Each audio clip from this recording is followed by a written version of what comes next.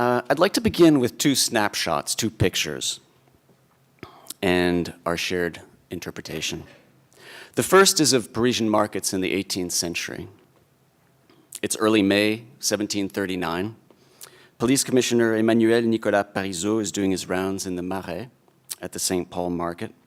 He's going from baker to baker, weighing their bread, and he discovers 4 loaves, 3-pound loaves each, 1.5 ounces light. At about the same time, another commissioner, de L'Espinay, finds a cache of underweight breads in a small room in the back, hidden in the back of a baker's shop on the Vieille Rue du Temple. They seize the bread, and a few days later, the lieutenant de police holds court, condemns the bakers, and fines them each 50 livres. A week later, the police lieutenant is also convicting Marie-Hébert Héguin of buying grain at market for resale and fines her 1,000 livres. In another case, bakers are fined for buying grain outside the market, for buying grain from samples only at the market, or for speaking in such a way as to raise fears that the prices are going to increase or that a scarcity is on its way. Now, it's in these terms that we've come to understand and know the Parisian markets of the 18th century, in large part thanks to the work of de la Mare and others, Fréminville, another author, who compiled in their dictionaries and in their traités de la police pages and pages of ordinances, regulations, and sentences from the lieutenant de police. Fréminville's book is a good example. It was published in 1758. It's called Le Dictionnaire ou Traité de la Police. It's 564 pages, of which 90 pages, 1/6 of the whole book, is about the police des grains.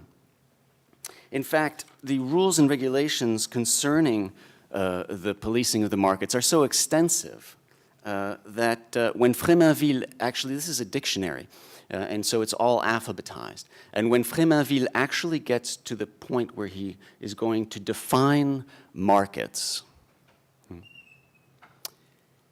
he writes, marché, voir, police. Now, to our modern eyes, these markets and this police of the grain, this extensive web of royal decrees and ordinances that governed every minute aspect of the commerce of grain under the Ancien Régime, has come to symbolize excessive government regulation and control. The policing of the grain stands today as the example we use when we think about the minute governmental tinkering of every aspect of economic exchange.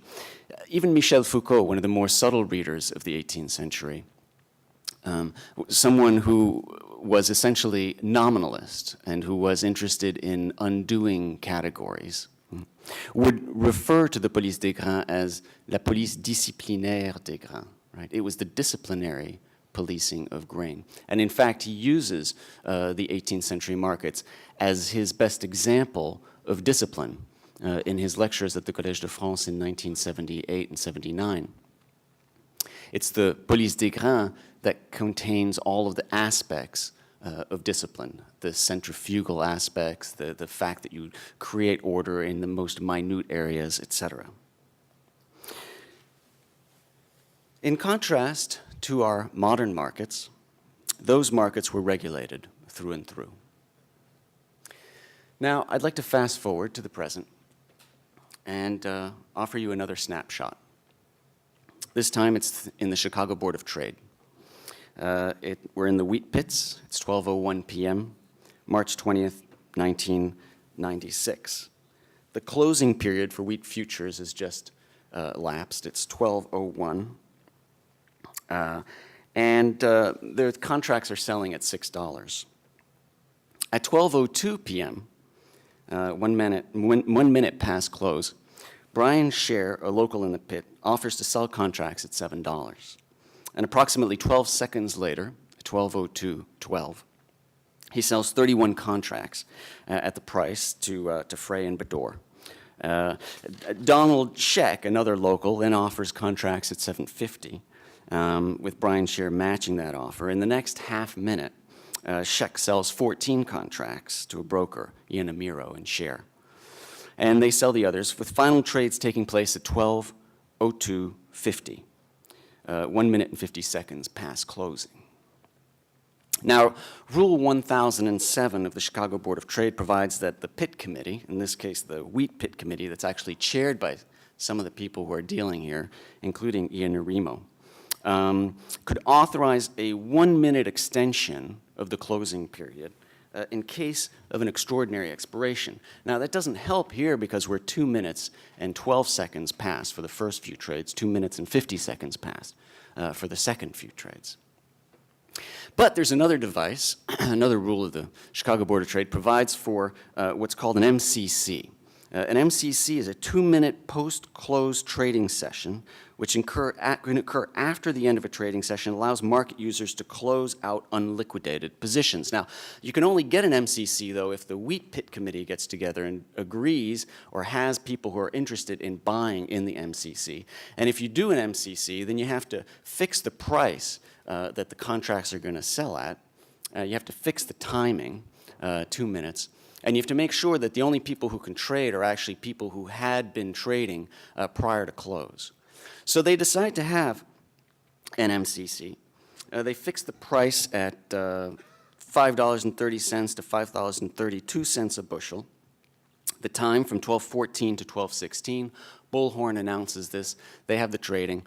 They go on for 2 minutes, and they close out their deals. At the same time, though, Dreyfus, which is in here, opens up some transactions, which it wasn't supposed to do because it's not allowed to do new business. And everything closes out.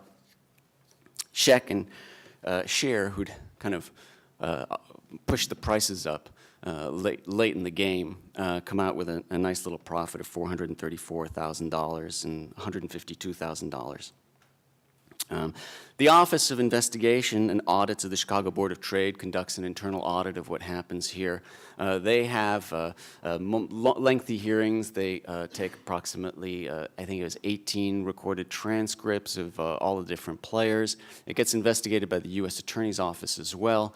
There's a hearing. A fine is not imposed, just disciplinary warnings are given, but then it goes up on appeal to the federal court that reviews the decisions of this self-regulating institution. Federal court says, no, it's got to be more than warnings. There's got to be some sanctions here. Meanwhile, the U.S. Attorney's Office is investigating post-hour trading, and everything gets settled with a bunch of agencies involved. Now, more than 2 centuries separate these two incidents, and the two bear many similarities and differences. Yet, our general perception, perhaps not in this room, but the general perception in the public imagination, is that the two markets couldn't be more radically different. The Paris markets of the mid-18th century represent to us the epitome of excess regulation. The Chicago Board of Trade reflects to our modern eyes the epitome of the free market in the Western world, the pinnacle of free trade, the zenith of late modern capitalism. Simply put, the Chicago Board of Trade is the free market.